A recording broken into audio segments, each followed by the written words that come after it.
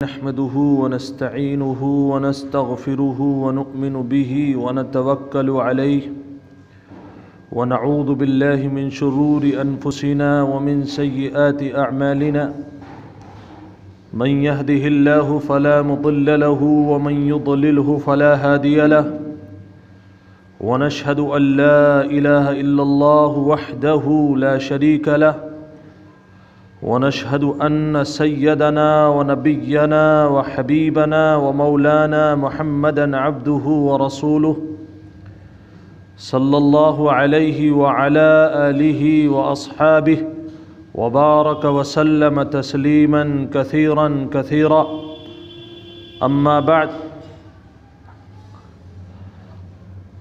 قال فأخبرني عن الساعة قال ما المسؤول عنها بأعلم من السائل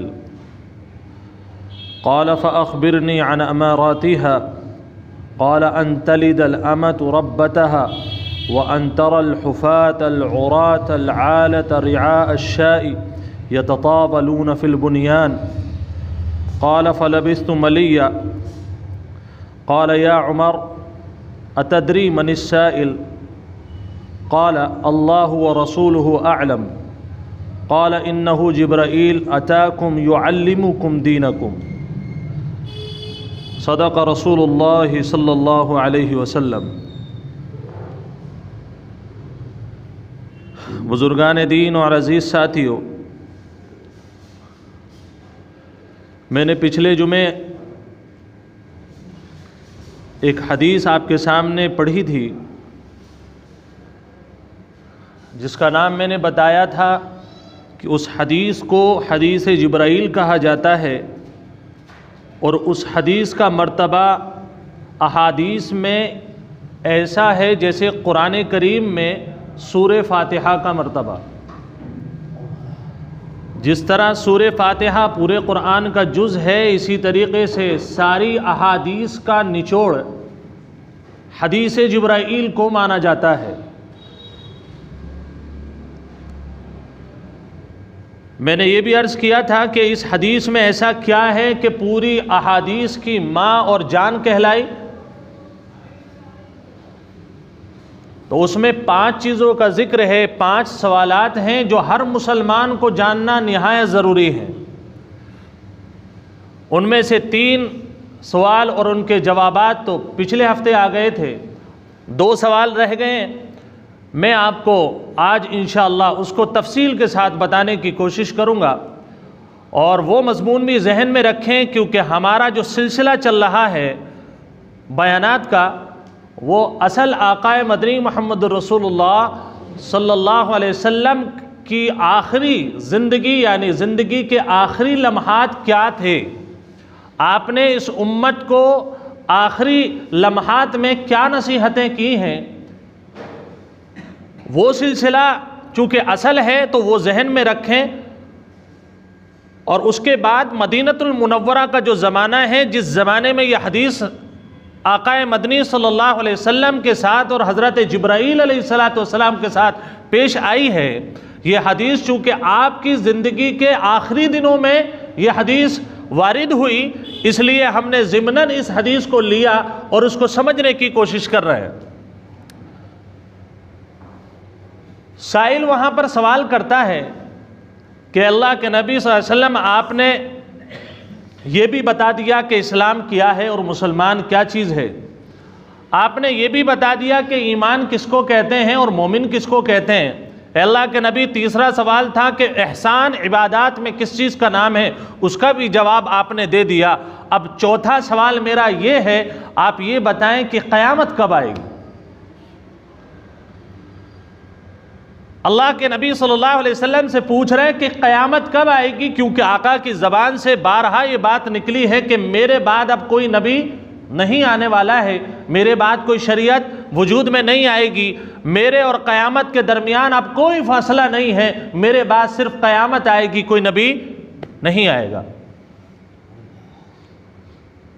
فَأَخْبِرْنِي عَنِ السَّاعَةِ، اے اللہ کے نبی آپ بتا دیں ذرا کچھ قیامت کے بارے میں، قیامت کون سے دن، کون سے مہینے میں، کون سے سیزن میں آنے والی ہے، تاکہ ہم اس کی تیاری کر سکیں۔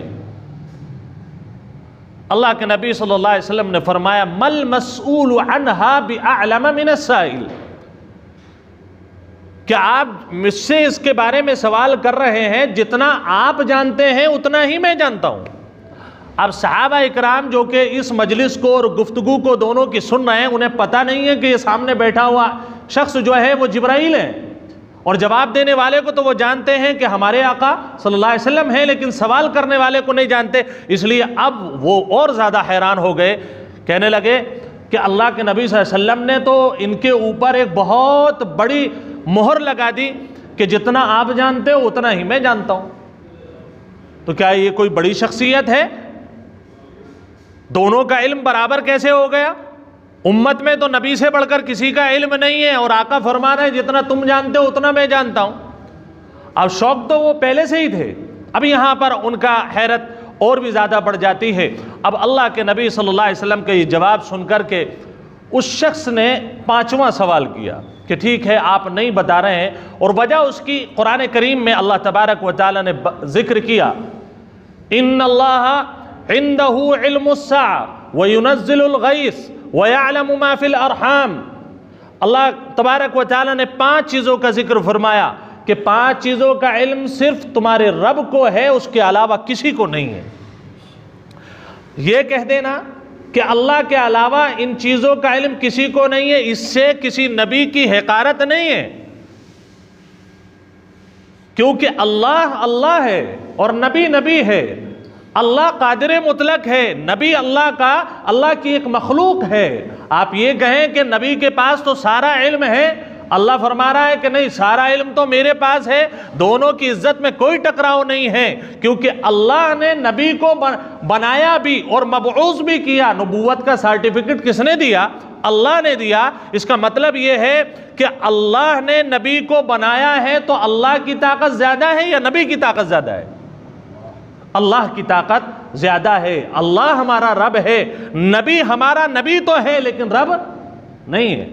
اس بات کو بہت سارے لوگ سمجھتے نہیں ہیں، وہ کہہ دیتے ہیں صاحب اللہ کے نبی کے پاس یہ علم کو منع کر رہے ہیں لہذا یہ مسلمان ہی نہیں۔ اللہ کے بندے، اللہ خود قرآن کریم میں فرما رہا ہے کہ سب چیزوں کا علم اگر نبی کے پاس بھی ہو، انہی چیزوں کا علم اللہ کے پاس بھی ہو، تو اللہ کی ربوبیت اور نبی کے امتی اور نبی کی مخلوق ہونے میں پھر کیا فرق رہ جائے گا؟ اللہ اور نبی دونوں برابر ہو جائیں گے۔ ایمان کیا ہے؟ اللہ کے برابر کوئی نہیں۔ اب اللہ کے نبی صلی اللہ علیہ وسلم نے بارہا یہ قرآن کریم کی آیت بھی پڑھ کر کے سنائی، اور اس آیت میں فرمایا ایک تو علم اللہ کے پاس قیامت کا، وہ کسی کو نہیں بانٹا، کسی سے شیئر نہیں، کسی نبی کو پتہ نہیں، اللہ کے نبی سے زیادہ محبوب اس امت میں کوئی نہیں۔ اللہ کے نبی کو بھی حضور پاک صلی اللہ علیہ وسلم کو اللہ نے نہیں بتایا ہے قیامت کب آئے گی۔ اب وہ سوال یہ کر رہا ہے، اچھا ٹھیک ہے آپ نہیں بتا رہے قیامت کب آئے گی، تو آپ مجھے ایک سوال کا اور جواب دیجئے۔ فَأَخْبِرْنِي عَنْ أَمَارَاتِهَا، قیامت کی کچھ نشانیاں تو اللہ نے متعین کی ہوں گی، وہ نشانیاں آپ ہمیں بتا دیں تاکہ ہمیں احساس ہو جائے کہ بھئی قیامت قریب ہے، ذرا تھوڑا سا ہم اپنا جو ذخیرہ آخرت ہے وہ جمع کر لیں۔ اللہ کے نبی صلی اللہ علیہ وسلم نے ساری علامتیں تو نہیں بیان فرمائیں، لیکن خاص 2 علامتیں بیان فرمائیں۔ نمبر 1، ان تلد الامۃ ربتها، قیامت آپ کو معلوم کرنا ہے تو آپ اپنے معاشرے پر ذرا ایک نظر دیکھنا، اگر وہاں بیٹی اپنی ماں کو ایسا ٹریٹ کرتی ہے، اس طریقے سے ان کے ساتھ ویوہار کرتی ہے کہ لگ رہا ہے بیٹی تو ماں ہے اور ماں بیٹی ہے، جب مائیں غلام سمجھی جانے لگیں، باندیاں سمجھی جانے لگیں، گھر کا ردی کے برابر ان ماؤں کی عزت ہونے لگے، تو اب ایسی صورت میں سمجھ لو کہ اب قیامت میں اور تمہارے درمیان زیادہ فرق نہیں ہے۔ اور یہ معاشرے میں بہت تیزی سے وبا پھیلی ہوئی ہے، کوئی بیٹی اپنی ماں کی فرما برداری کو تیار ہی نہیں ہے۔ پہلے تو باپ نے لاڈ پیار دیا، گودوں میں کھلایا، اسے پال پوس کر کے بڑا کیا، اس کو 20 سال کا بنا دیا، 20 سال کے بعد وہ آنکھیں دکھاتی ہے شروع میں ماں باپ کی ٹھیک ہے تھوڑی بہت غلطی ہے کہ کام کرانا چاہیے تھا، اسے سکھانا چاہیے تھا، اس کا مطلب یہ نہیں ہے کہ آپ اپنے بیٹی کے مستقبل کو خراب دیکھنا چاہتے ہیں، اچھا بھی دیکھنا چاہتے ہیں تو آپ اس کو کچھ سکھائیے۔ یہ ماں باپ کی غلطی ہے کہ وہ کچھ سکھاتے نہیں، انہیں لگتا ہے کہ اگر ہم بچے سے کام کرائیں گے تو ایسی صورت میں ہمارا اسٹیٹس کم ہو جائے گا، ہماری محبت میں شاید کچھ کمی آ جائے گی۔ نہیں اللہ کے بندے، یہ بیٹی تو کل تجھ سے جدا ہونے والی ہے، تیرے پاس تو ہمیشہ نہیں رہے گی، تو دعاؤں میں بھی یہ مانگے گا اے اللہ میری بیٹی کو میرے گھر سے عزت کے ساتھ ودا فرما دے۔ جب تجھے یہ پتا ہے یہ بیٹی دوسرے کے گھر کی شان ہے، دوسرے کے گھر میں جائے گی، وہاں جا کر مالکن بنے گی، تو اب ایسی صورت میں اپنے آپ کو کل کا مالک مت سمجھو۔ بس 20 سال 19 سال 21 سال جتنے سال میں آپ کا شادی کرنے کا ارادہ ہے اتنے دن تک یہ بیٹی آپ کے پاس بطور اللہ کا قرض اور سامنے والے کی امانت ہے۔ اگر اس امانت میں آپ نے خیانت کی تو اللہ کے یہاں پر پکڑ آپ کی بھی ہوگی۔ میں نے بارہا ذکر کیا، اللہ کے نبی صلی اللہ علیہ وسلم نے فرمایا کہ ایک عورت جہنم میں صرف ایک آدمی کو لے کر نہیں جائے گی کہ صاحب وہ نافرمانی کر رہی ہے شوہر کی، تو آپ یہ سمجھ رہے ہیں کہ وہ اکیلی جہنم میں چلی جائے؟ نہیں، سب سے پہلے باپ کو پکڑے گی، اس کا گریبان پکڑے گی اور کہے گی اے اللہ جب اس نے مجھے سکھایا ہی نہیں کہ میں اپنے شوہر کے ساتھ مجھے کیسے رہنا چاہیے، دین اور شریعت ہمارے سلسلے میں معاشرے میں کیا اہمیت رکھتی ہے، اس نے کبھی مجھے قریب نہیں آنے دیا، کبھی قرآن کے قریب نہیں آنے دیا، کبھی کچن کے قریب نہیں آنے دیا، کبھی کتابوں کے قریب نہیں آنے دیا، اچھی سہیلیاں بنانے سے منع کیا، دنیاوی اسٹیٹس کو اوپر اٹھانے کے لیے فحاش کرنے والی عورتوں کے ساتھ تو تعلق رکھا، بڑے بڑے فیشن شو میں تو جانے کی اجازت ملی، ہمیں بڑے بڑے مالز میں جانے کی اجازت تو ملی، ہمیں تھیٹروں میں جانے کی بھی اجازت ملی، ہمیں کبھی ہمارے باپ نے ہم سے یہی نہیں کہا کہ فلاں محلے میں عورتوں کا اجتماع ہے، فلاں محلے کی عورت بڑی نیک ہے، جاؤ 10 منٹ 15 منٹ اس کے پاس بھی گزار کر کے آؤ۔ اے اللہ جب میں نے دیندار عورتوں کی صحبت لی ہی نہیں، مجھے میرے باپ نے بتایا ہی نہیں، تو اے اللہ اس میں قصوروار جہاں میں ہوں وہیں پر میرا باپ بھی ہے، اور اللہ اس کی اس التجا کو قبول کرے گا اور اس کے بعد باپ کو جہنم میں ڈالا جائے گا اس بنیاد پر کہ صرف تیری ذمہ داری اتنی نہیں تھی کہ 2 ٹائم کا کھانا کھلائے، تیری ذمہ داری تھی۔ اللہ کے نبی محمد رسول اللہ صلی اللہ علیہ وسلم نے فرمایا، ایک جگہ ایک صحابی کہتے ہیں حضور پاک صلی اللہ علیہ وسلم سے کہ میری 3 بیٹیاں ہیں، میری 3 بیٹیاں ہیں، میں ان کی کیسے پرورش کروں؟ آپ صلی اللہ علیہ وسلم نے انہیں اچھی پرورش کا، اچھی تربیت کا حکم دیا اور فرمایا کہ اگر اچھی تربیت کر کے تم نے انہیں ان کے گھروں پر بدا کر دیا، اللہ کے یہاں سے اتنا بڑا انعام ملے گا، اللہ سب لوگوں کے سامنے کہے گا، تمہیں بلائے گا اور عزت کے ساتھ کہے گا میرے بندے تو نے میری ایک مخلوق اپنی بیٹی کی صحیح تربیت کی، اسے اللہ کا تعلق دیا، اسے نبی کی محبت دی، اسے ایسے سنسکار تو نے دیے کہ سامنے والے کے گھر میں گئی تو اس کے گھر کو اس نے جنت بنا دیا۔ اللہ اعلان فرمائے گا لوگوں سنو یہ میرا بندہ اس فلاں بیٹی کا باپ ہے، اس سے کہو جنت کے جس دروازے سے جنت میں جانا چاہے اللہ کی طرف سے اجازت ہے، جو دروازہ چاہے چن لے اور جنت میں چلا جائے۔ اتنا بڑا مقام باپ کو ملا، لیکن ایسے ہی مل گیا؟ آپ کچھ بھی نہ کرے، آپ بچی کو پینٹ اور شرٹ پہنانے کی آپ تعلیم دے رہے ہیں، ٹاپ اور اسکرٹ پہنانے کی آپ تعلیم دے رہے ہیں اور اس سے توقع کر رہے ہیں کہ وہ آپ کو تہجد میں اپنے باپ جب بیمار ہو جائے تو اس کے لیے دعا کرے گی۔ آپ نے اس کو تعلیم دی کہ 8ویں دن آپ اس کو پاکٹ منی دیتے ہیں، وہ جہاں چاہتی ہے، آپ کو پتہ نہیں ہے کہ کس جگہ وہ جا رہی ہے، کلب میں جا رہی ہے، ڈسکو میں جا رہی ہے، تھیٹر میں جا رہی ہے، آپ نے تو پیسہ جیب سے نکال دیا، کہا بیٹا جہاں چاہو وہاں چلے جاؤ۔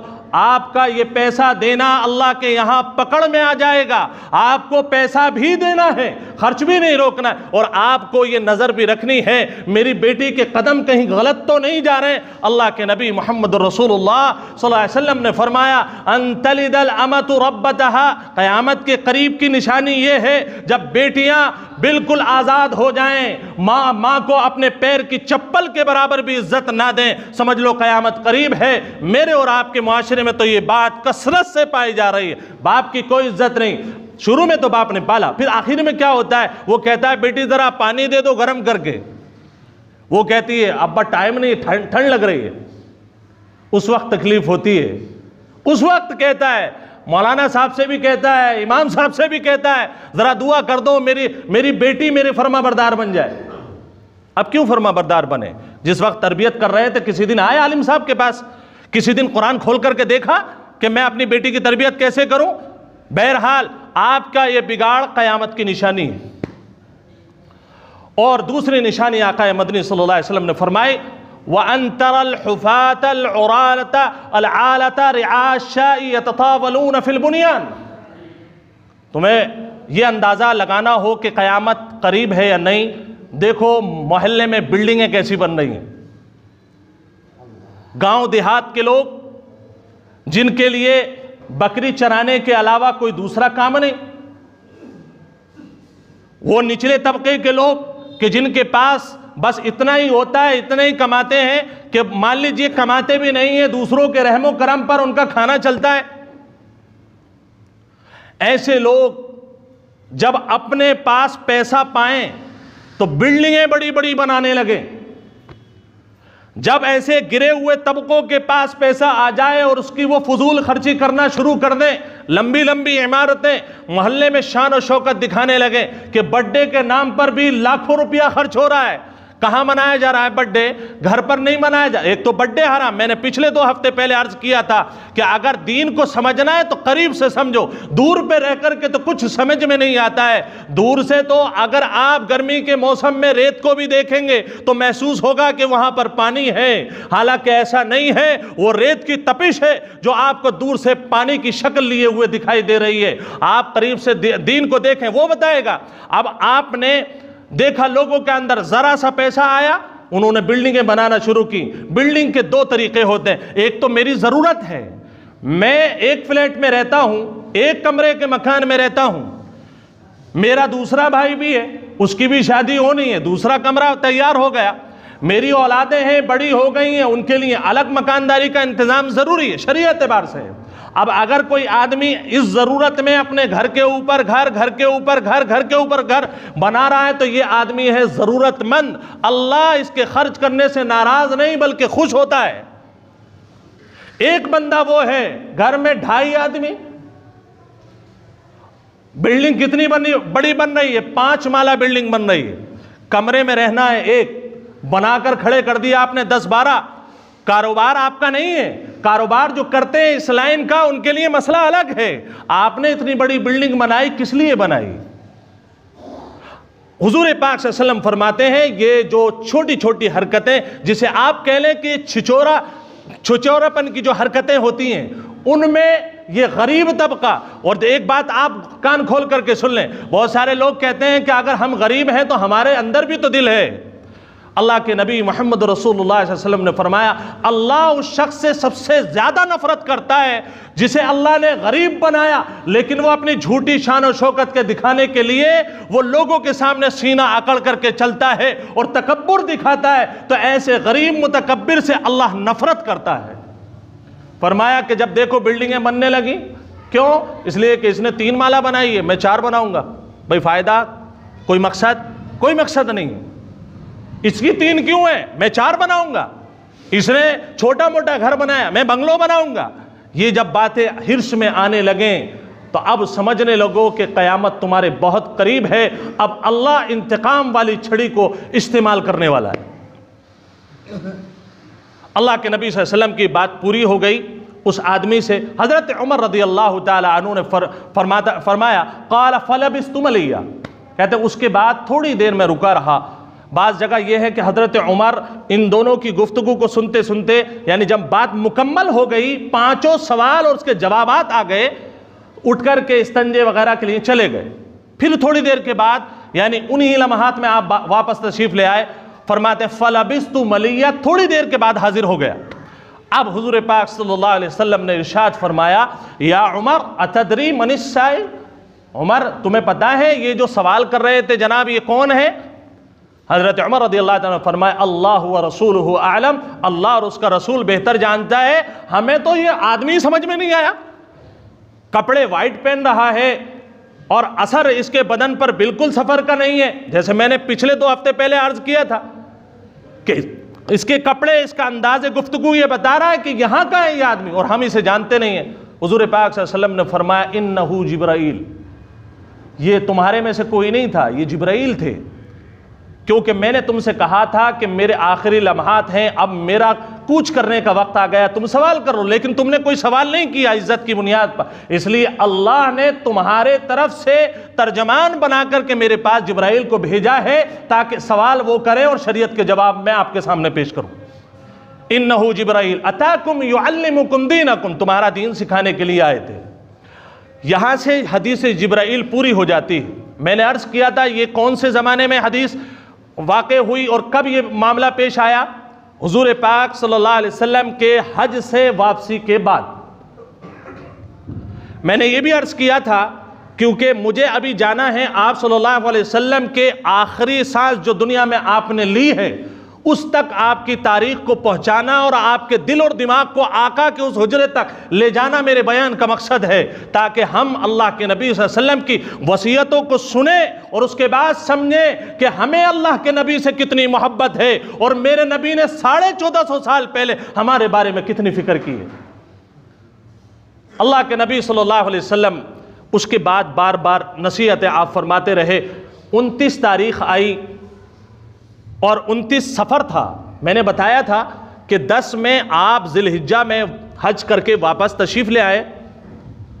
اس کے بعد ایک مہینہ گزرا، محرم کا مہینہ آیا۔ محرم کے مہینے کے ابھی ہمیں واقعات کچھ بھی نہیں چھیڑنے۔ اس کے بعد کا جو یعنی سال کا دوسرا مہینہ ہے وہ ہے سفر۔ ذی الحجہ میں 12 مہینے پورے ہو گئے تھے اور محرم پہلا مہینہ، سفر دوسرا مہینہ۔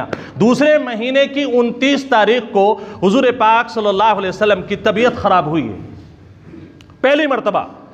اب اس دوران جب آپ کا سر کا درد بخار میں تبدیل ہو گیا ہے تو حضور پاک صلی اللہ علیہ وسلم ان دوران جنت البقیع جایا کرتے تھے۔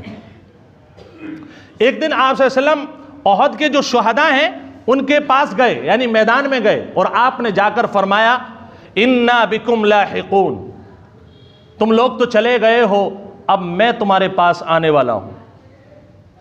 اس طریقے کی باتیں صحابہ اکرام کے دلوں کو چیر کر کے رکھ دیتی تھی، کیونکہ وہ محبت خالص تھی۔ حضور پاک صلی اللہ علیہ وسلم نے ایک مرتبہ فرمایا کہ لوگو، میں حوض کوثر پر تم سے پہلے پہنچ رہا ہوں اور تمہارا میں وہاں پر انتظار کروں گا۔ اس میں کسی کا نام لے لیا، اس میں بھی شامل ہوں، آپ بھی شامل ہیں اور آپ بھی شامل ہیں۔ اللہ کے نبی صلی اللہ علیہ وسلم فرما رہے ہیں میں پہلے جا رہا ہوں اور بعد میں تم لوگوں کا انتظار کروں گا۔ اور ایک بات کان کھول کر کے سن لو، حوض کوثر اللہ پاک نے میری آنکھوں میں وہ روشنی ڈال دی ہے، میں یہاں سے بیٹھ کر حوض کوثر دیکھ رہا ہوں۔ اس کے بعد آقا مدنی صلی اللہ علیہ وسلم نے فرمایا کہ اللہ پاک نے سونے اور چاندی کی جتنی کانیں تھیں اس کی کنجی اور چابی مجھے عطا فرما دی ہے۔ اس کے بعد رسول اللہ صلی اللہ علیہ وسلم نے فرمایا کہ میرے بعد شرک میں مبتلا ہونے کا تو مجھے اتنا اندیشہ تمہارا نہیں ہے جتنا ڈر مجھے اس بات سے لگتا ہے کہ تم دنیا کی ریس میں نکل جاؤ گے اور اتنی آگے نکل جاؤ گے کہ تم اپنے آپ کو اور اپنے دین کو اپنے ہاتھوں سے برباد اور تباہ کر لو گے۔ آخری نصیحتیں ہیں اور یہ بات ہم سب میں پائی جاتی ہے۔ آپ کہیں گے نہیں صاحب ہم تو دنیا بھی کما رہے ہیں اور اللہ پر تو ہمارا ایمان ہے، رسول اللہ پر بھی ایمان ہے، اس کا انکار نہیں ہے۔ آقا مدنی صلی اللہ علیہ وسلم جو بتانا چاہتے ہیں اسے سمجھیں۔ آپ کاروبار کر رہے ہیں، کاروبار کا وقت ہے اور اذان ہو جاتی ہے، نہ تو اذان کے جواب دینے کی آپ کے پاس فرصت ہے اور نہ ہی اذان کے بعد آپ کو نماز پڑھنے کی مہلت ہے۔ اب آپ بتائیے یہ دنیا کی ریس تھی، کاروبار۔ اللہ کے نبی فرما رہے ہیں مجھے ڈر ہے کہ آپ اتنی آگے نکل جاؤ گے کہ اپنا مذہب، اپنا دین، اپنا اللہ، اپنا نبی بھول جاؤ گے۔ بتائیے ہم بھول رہے ہیں نہیں بھول رہے ہیں؟ بالکل بھول رہے ہیں۔ اگر ہمارے دل میں اللہ کے نبی صلی اللہ علیہ وسلم کی محبت ہوتی، دین کی صحیح سمجھ ہوتی تو آپ یہ کہتے کہ زندگی کے تو ابھی بے شمار دن ہیں، ان دنوں میں دنیا کمانے کا موقع اللہ دے گا، لیکن اگر یہ نماز قضا ہو گئی اور اللہ ناراض ہو گیا تو کہیں ایسا نہ ہو کہ اس نماز کو ہم پوری زندگی بھی دہراتے رہیں اور اللہ یہ کہہ کر رد کر دے کہ جب وقت تھا تو تو نے پڑھا نہیں اور جب پڑھا ہے تو اس وقت نہیں ہے۔ تو ایسی صورت میں تو ہماری زندگی یعنی آخرت والی تباہ اور برباد ہو جائے گی۔ ہم دین کی دنیا کی ریس میں بہت آگے نکل چکے ہیں اور ہم اللہ سے دعا بھی کرتے ہیں کہ ہم دنیا میں آگے نکلے، لیکن اللہ کے نبی صلی اللہ علیہ وسلم اشارہ فرما رہے ہیں دنیا کماؤ، کوئی اعتراض کی بات نہیں ہے، لیکن اپنے رب کو یاد رکھو۔ اگر نہیں یاد رکھو گے تو دنیا تو تمہیں چھوڑ کر کے جانا ہے، جو لے کر کے جانا تھا توشہ وہ تھا نماز، حج، روزہ، زکوٰۃ، اخلاق، دینیات، یہ سب چیزیں، اسے آپ نے کیا نہیں۔ سفر کرنے کے لیے ایک آدمی تیار ہے، نہ اس نے تھیلا لیا، نہ اس نے ٹرین کا ٹکٹ لیا، نہ اس کے پاس کھانے کی چیز ہے، نہ اس کے پاس پیسے۔ بتائیے ایسا آدمی سفر میں پریشان ہوگا یا اسے خوشحالی ملے گی؟ مسئلہ بالکل میرا اور آپ کا آخرت کے بارے میں یہی ہے۔ ہم دنیا کا سفر کرتے ہیں تو بیگ بھی تیار کرتے ہیں، اس کے اندر ہم سامان، ضرورت کے سامان بھی رکھتے ہیں، ہم اس کے اندر ٹاول بھی رکھتے ہیں، اس کے اندر صابن بھی رکھتے ہیں، اگر بڑے صابن کا موقع نہیں ہے تو پتے لے کر کے رکھتے ہیں، برش بھی رکھتے ہیں، ساری چیزیں رکھ لیتے ہیں۔ تو بتائیے آخرت کا سفر تو بہت لمبا ہے، اس کی تو اللہ نے حد بیان نہیں فرمائی کہ قبر کے بعد جو زندگی شروع ہوگی، فرمایا لا محدود ہے اتنے لمبے سفر میں، اور آپ کے پاس کچھ بھی انتظام نہیں۔ اتنے گناہ ہوتے ہیں، کم سے کم ایک نیت تو کر لو کہ ہم اللہ کے حضور 5 ٹائم 10 منٹ 12 منٹ اگر دیں گے تو ہمارا وقت بھی گزر جائے گا، ہمارا کاروبار بھی چلے گا، اور ادھر ہمارے جو سفر کی تیاری ہے تھوڑا تھوڑا کر کے وہ بھی ہوتی رہے گی۔ اب کون سا وقت آئے گا؟ مجھے سمجھانے کے لیے کوئی نبی آئے گا؟ آپ کو بتانے کے لیے کوئی پیغمبر آئے گا؟ کیا اللہ کوئی کتاب بھیجے گا جس کا ہمیں انتظار ہے؟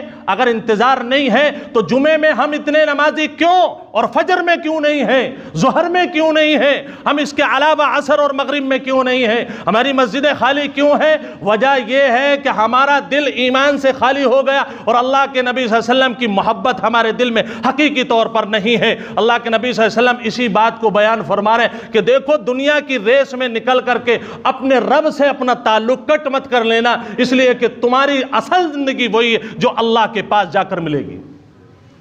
اب اللہ کے نبی صلی اللہ علیہ وسلم حوض کوثر کے بعد آپ کی زندگی کے چونکہ آخری لمحات ہیں، اس دور میں حضور پاک صلی اللہ علیہ وسلم نے حضرت عائشہ رضی اللہ تعالی عنہ جو کہ آپ کی اہلیہ ہے، اور آپ کا نکاح اللہ نے آسمان پر پڑھا کر کے جبرائیل علیہ السلام کے ذریعے سے تصویر بھیجی تھی۔ بہت ذہین ہے، اپنے شوہر کی اگر کسی کو خدمت کرنے کے اصول اور ضابطے چاہیے اگر کسی لڑکی کو، تو وہ حضرت عائشہ صدیقہ رضی اللہ تعالی عنہا کی زندگی کا صرف مطالعہ کر لے، آپ کو اندازہ ہو جائے گا۔ حضرت خدیجہ کے بعد حضرت ام سلمہ رضی اللہ تعالی عنہ 5 بچوں کی ماں تھیں جب نکاح ہوا، شوہر کا تو انتقال ہو گیا تھا، آپ صلی اللہ علیہ وسلم سے نکاح ہوا۔ اب بتائیے جس کے 5 بچے ہوں، جس کا شوہر بھی صحابی اور ان کا مرتبہ بھی تھا اپنی جگہ پر، ایسی عورت کو بظاہر تجربہ زیادہ ہونا چاہیے شوہر کے مقابلے میں، اور حضرت عائشہ 9 سال کی عمر تھی جس وقت نکاح ہوا ہے، اور 12 سال کی عمر تھی جب حضرت عائشہ رخصت ہو کر کے آقا کی گھر میں تشریف لائی ہیں۔ اب بتائیں 12 سال کی لڑکی ہے، اور حضور پاک صلی اللہ علیہ وسلم کے نکاح کے بعد تقریباً 7 یا 8 سال آپ نکاح میں رہی ہیں، اس کے بعد حضور پاک صلی اللہ علیہ وسلم کا دنیا سے وصال ہو گیا، وہ پوری زندگی ایسے ہی کاٹ دی اپنے نبی صلی اللہ علیہ وسلم کی یاد میں۔ ایسی عورت کے پاس بظاہر عقل کم ہونی چاہیے جو 12 سال کی ہے، اور جو 35 اور 40 سال کی اس کے پاس عقل زیادہ ہونی چاہیے۔ سب محبت کرتی ہیں حضور پاک صلی اللہ علیہ وسلم، جتنی ازواج تھیں، لیکن آقا مدنی صلی اللہ علیہ وسلم جس وقت بیمار ہوئے ہیں، سب نمبر آ گئے، آخری نمبر حضرت عائشہ کا تھا۔ حضرت عائشہ رضی اللہ تعالی عنہ کے پاس آ کر اتنا کمفرٹ محسوس کرتے اپنے آپ کو رسول اللہ صلی اللہ علیہ وسلم، تو یہ جو کمفرٹ تھا یہ حضرت عائشہ کے یہاں ہی ملتا۔ آپ صلی اللہ علیہ وسلم چونکہ نبی ہیں، اس لیے آپ یہ تو نہیں کہہ سکتے بھائی تمہاری باری کینسل۔ اگر آپ زبان سے کسی بھی بیوی کو کہہ دیں کہ بھئی آپ کی باری کینسل، اب میں رہوں گا یہاں پر، کوئی منع کر دیتا؟ کوئی بھی منع نہیں کرتا۔ آقا نے آخری لمحات میں حکم دیا ہے، بیوی اگر ہے تو بیوی سگی اور سوتیلی نہیں ہوتی ہے، اولاد سگی اور سوتیلی ہوگی، لیکن بیوی سگی اور ستیلی نہیں ہوتی، ایک ہو جب بھی اس کا اتنا ہی حق ہے، دو ہو تب بھی اتنا ہی حق ہے، چار ہو تب بھی اس کا اتنا ہی حق ہے۔ آپ کسی بیوی کو یہ کہہ کر کے ٹال نہیں سکتے کہ اس سے تو میں نے 3 نمبر کے بعد اس سے نکاح کیا ہے، اس کا دوسرے نمبر پر نکاح کیا ہے۔ نمبر ڈالنا ختم کرو، اس لیے کہ ذہن آپ کا بڑھ چکا ہے کہ اس کی قدر کم ہونی چاہیے یا پہلی والی کی زیادہ ہونی چاہیے۔ کچھ لوگوں کے یہاں الٹا ہے، پہلی والی کی قدر کم ہے اور بعد والی کی قدر زیادہ ہے۔ میرے بھائی، اللہ کے نبی صلی اللہ علیہ وسلم نے اپنی آنکھوں سے تھوڑا سا ادھر ادھر دیکھا، حضرت عائشہ اتنی ذہین تھی کہ آپ سمجھ گئیں کہ یہ کچھ کہنا چاہ رہے۔ حضور پاک صلی اللہ علیہ وسلم کی اس بات کو حضرت عائشہ نے بھی نوٹ کیا اور دیگر جو ازواج تھی انہوں نے بھی نوٹ کیا۔ آپ نے فرمایا اگر آپ لوگوں کی اجازت ہو، آپ انداز تو دیکھیں بیوی سے بات کرنے کا، اگر آپ لوگوں کی اجازت ہو تو میں باقی دن عائشہ کے پاس گزار لوں۔ وجہ یہ ہے کہ آپ وہاں پر اچھا محسوس فرماتے تھے۔ ساری جتنی بھی بیویاں تھیں وہ نہایت محبت کرتی تھیں، اور محبت کا تقاضا یہ ہے کہ جو محبوب چاہے وہ کام کرے۔ اور فرمائے اللہ کے نبی صلی اللہ علیہ وسلم بالکل جہاں آپ کا دل چاہے وہاں رہیں۔ حضرت عائشہ رضی اللہ تعالیٰ عنہ اس دوران آپ صلی اللہ علیہ وسلم کو اپنے ران پر سر رکھ کر کے لٹا لے لی تھی، آپ کے سر کی مالش کرتی، کبھی پیروں کی مالش کرتی، یعنی جو بھی اشارہ دیتے، یہاں تک کہ آپ کے بھائی مسواک چبا رہے ہیں اور اپنی بہن کے گھر میں آئے ہیں، آقا نے ہاتھ پیر سے آپ اشارے نہیں فرما رہے تھے، پوزیشن وہ ہو چکی تھی، آخر میں آپ نے ادھر دیکھا اور کچھ زبان چلائی، آپ نے نہیں فرمایا کہ مجھے اس کی مسواک چاہیے کیونکہ وہ اس کا حق ہے۔ تعلیم آخری وقت میں بھی حضرت عائشہ سمجھ گئیں، کہنے لگے عبد الرحمن یہاں ہو، مسواک دو۔ مسواک کو کاٹا اور اس کے بعد اپنے دانتوں سے اسے نرم کیا، اپنا لعاب لگایا۔ جب بالکل نرم ہو گئی مسواک، آقا مدنی صلی اللہ علیہ وسلم کے دندان مبارک کے درمیان پھنسا دی اور آپ کے منہ کی صفائی کرنا شروع کر دی۔ آپ کا چہرہ کھل اٹھا اور آپ مسکرا گئے، کیوں؟ اس لیے کہ عائشہ نے وہ کام کر دیا جو آقا مدنی صلی اللہ علیہ وسلم کو پسند تھا۔ اس دوران ایک مسئلہ اور بہت اہم پیش آیا۔ حضرت صدیقہ عائشہ رضی اللہ تعالی عنہ کے پاس آپ صلی اللہ علیہ وسلم تشریف فرمائے، چونکہ یہ جو آج گنبد خضرا آپ دیکھتے ہیں یہ حقیقتاً حضرت عائشہ رضی اللہ تعالی عنہ کا کمرہ تھا۔ حضرت عائشہ سے حضرت ابو بکر رضی اللہ تعالی عنہ کے سلسلے میں آقا مدنی صلی اللہ علیہ وسلم نے فرمایا کہ بھئی اب مسجد میں جانے کا بالکل طاقت ہی نہیں ہے۔ 7 دن پہلے تقریباً 7 ربیع الاول کو آپ صلی اللہ علیہ وسلم نے عشاء سے پہلے کہا کہ ابو بکر کو بلاؤ اور فرمایا مرو ابا بکر فلیصلی بالناس، ابو بکر سے کہو کہ اب میں آ نہیں سکتا ہوں، بہت کوشش کر لی، اتنی کوشش کی کہ آپ نے 3 مرتبہ اپنے گھڑا جو پانی سے بھرا ہوا ہوتا ہے مٹکا، عشاء کے وقت میں پہلی مرتبہ وضو کرنے کی جگہ آپ نے اوپر سے پورا مٹکا ہی لوٹ لیا۔ وجہ کیا تھی؟ وجہ یہ تھی کہ وضو سے جو غنودگی تھی، یعنی جو بے ہوشی کی عالم ہوتا ہے، اس عالم میں وضو کام نہیں کر رہا تھا، آپ نے پورا مٹکا ہی اپنے اوپر لوٹ لیا۔ اس کے بعد بھی آپ تھوڑے سے اٹھے پھر بے ہوش ہو گئے، پھر آنکھ کھلی، فرمایا کہ نماز ہو گئی؟ سارے صحابہ نے کہا ابھی تو نماز نہیں ہوئی ہے، آپ کا انتظار ہے۔ آپ نے فرمایا اور مٹکا پانی لے کر کے آؤ، اس کے بعد پھر ڈالا، 3 مرتبہ ایسا ہوا لیکن ہمت کام نہیں دی، اور اس کے بعد آپ نے فرمایا مرو ابا بکر فلیصلی بالناس، کہ اب ابو بکر سے کہو وہ نماز پڑھا دے، میری ہمت نہیں ہو رہی ہے۔ حضرت عائشہ رضی اللہ تعالی عنہ کتنی ذہین تھی، فرمایا دیکھیے اگر امام صاحب ہیں آپ کی مسجد کے اور وہ انہیں بخار آ رہا ہے، وہ گھر پر پڑھنے چاہتے ہیں، انہوں نے کہا کہ بھئی فلاں صاحب حافظ صاحب سے مؤذن صاحب سے کہہ دو نماز پڑھا دیں، تو ہمارے ذہن میں کیا آئے گا؟ ہم آئیں گے کہیں گے بھئی نماز پڑھا دو، وہ نہیں ہوگا، ہم خود پڑھا دیں گے۔ لیکن وہاں امامت کا مسئلہ یہ نہیں تھا جہاں جو ہمارے یہاں ہے، وہاں مطلب تھا کہ اگر اس مصلی پر کوئی کھڑا ہو گیا تو اس کا مطلب یہ ہے کہ آقا کا وہ نائب ہے، وہ صرف اس کے پیچھے نماز نہیں پڑھنی ہے بلکہ جو وہ حکم دے گا وہ حکم ماننا فرض اور واجب ہو جائے گا۔ حضرت عائشہ رضی اللہ تعالیٰ عنہ نے یہ ذمہ داری ذہن میں رکھی اور فرمایا اللہ کے نبی میرے ابا تو بڑے کمزور ہیں، وہ تو رقیق القلب ہے، بڑے نرم مزاج ہیں، اللہ کے نبی یہ امت اس کو برداشت نہیں کر پائے گی۔ اور بات بھی یہی تھی، بہت نرم دل انسان اس امت میں حضرت ابو بکر رضی اللہ تعالیٰ عنہ۔ آپ نے غصہ کر کے انہیں کہا میں نے تم سے کہا نہیں کہا ابو بکر کو بلاؤ، یعنی اپنے ابا کو بلاؤ اور ان سے کہو کہ نماز پڑھے۔ اب اس حالت میں ذرا غصے کی حالت دیکھ کر کے حضرت عائشہ نرم ہو گئی، کہنے لگی اب موقع نہیں ہے۔ اور آپ نے ساتھ میں یہ درخواست بھی کی تھی اللہ کے نبی، حضرت عمر سے کہہ دیجئے وہ نماز پڑھا دیں گے، وہ ذرا تھوڑے ٹائٹ آدمی ہیں، اگر کوئی اونچ نیچ بھی ہوگی تو ان کی تلوار بہت تیز ہے۔ لیکن آقا مدنی صلی اللہ علیہ وسلم کو پتا تھا امامت کا مطلب کسی کو کاٹنا اور مارنا نہیں ہے، امت کو جوڑنا مقصد ہے، اور امت صرف ان صحابہ میں ایک ہی بندے پر جڑ سکتی ہے، اور وہ اس وقت ہے حضرت ابو بکر۔ اللہ کے نبی صلی اللہ علیہ وسلم نے ایک جگہ فرمایا میں نے اس امت کے ہر ایک امتی کا احسان ادا کر دیا سوائے ابو بکر کے، کہ ابو بکر کا احسان مجھ سے ادا نہیں ہو سکا ہے، اور سب لوگوں سے کہا کہ ابو بکر کے ساتھ اچھا معاملہ کرو، اس لیے کہ ابو بکر وہ شخص ہے کہ اللہ نے ہر نبی کو ایک خلیل اور ایک بہترین دوست دیا تھا، مجھے اللہ نے میرے خلیل کے روپ میں جو مجھے دوست دیا وہ ابو بکر ہے۔ اور آپ نے فرمایا کہ دیکھو سارے جتنے بھی مسجد کے طرف دروازے کھلے ہوئے تھے، ادھر کسی انصاری صحابی کا، ادھر حضرت عمر کا، ادھر حضرت ابو بکر کا، کئی صحابہ تھے، مسجد نبوی شکل میں نہیں تھی، وہ کچی شکل میں تھی۔ آپ نے فرمایا کہ سب کے دروازے بند کر دو، اب مسجد کے اندر کوئی صحابی نہیں آئے گا، اس کا مہمان ادھر سے ہو کر نہیں گزرے گا سوائے ابو بکر کے، کیونکہ ابو بکر وہ شخص ہے جو میرے بات نیابت کا فریضہ بہت اچھی طریقے سے انجام دے سکتا ہے۔ حضرت ابو بکر رضی اللہ تعالیٰ عنہ کی بات بہرحال پوری ہو گئی۔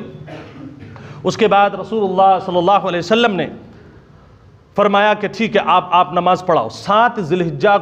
7 تاریخ کو ربیع الاول کو حضرت ابو بکر رضی اللہ تعالیٰ عنہ مصلی پر، اللہ کا فضل کسی نے کچھ نہیں کہا، سب کے سب لوگ خوش ہو گئے کہ ابو بکر پر ہم راضی ہیں۔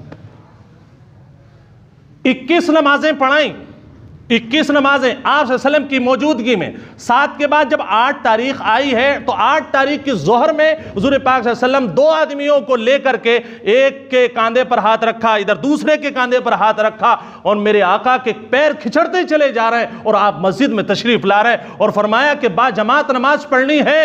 حضرت ابو بکر نے دیکھا وہ آگے جا رہے تھے، فوراً پیچھے ہٹ گئے، اور آقا مدنی صلی اللہ علیہ وسلم تشریف فرمائے، بیٹھ کر کے آپ نے نماز پڑھائی۔ حضرت ابو بکر نے تکبیر کہی، مکبر بن گئے، اور سارے کے سارے صحابہ خوش ہو گئے کہ اب آقا کی طبیعت شاید بحال ہو گئی ہے، لیکن انہیں یہ پتہ نہیں تھا اب سے 5 دن کے بعد ہمارے اور آقا کے درمیان میں ایک بہت بڑا فصل آنے والا ہے۔ اذا جاء نصر اللہ والفتح ورأیت الناس يدخلون فی دین اللہ افواجا، قرآن کریم میں ہے کہ اب لوگ آئیں گے جوق در جوق اسلام میں آئیں گے، تم لوگ ان کو دیکھو گے۔ اے نبی فسبح بحمد ربک، اپنے رب کی تعریف کرو اور اپنے رب سے استغفار کرو۔ اور یہ قاعدہ ہے اللہ نبی کو اسی وقت استغفار کرنے کا حکم دیتا ہے جس وقت وہ اسے اپنے پاس بلانا چاہتا ہے۔